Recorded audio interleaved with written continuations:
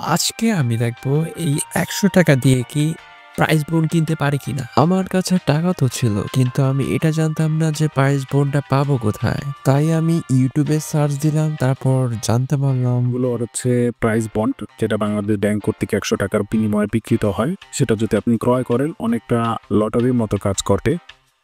বছরে ৪ বার বাংলাদেশ ব্যাংক এই প্রাইস বন্ডের ড্র করে থাকে। সেখানে নাম্বারটি যদি আপনার কাছে থাকা প্রাইস বন্ডের নাম্বারের সাথে মিলে যায়, তাহলে আপনি জিতে নিতে পারবেন সর্বোচ্চ ৳৬,০০,০০০ এবং সর্বনিম্ন ৳১০,০০০। এখানে উল্লেখ।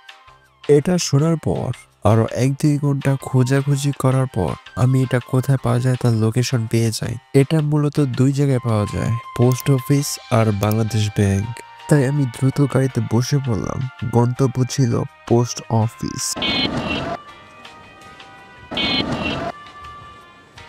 ও, ফাইনালি আমি পোস্ট অফিসের ভিতরে যাচ্ছি। আমার একটা প্রাইস বন্ড দরকার। নাই?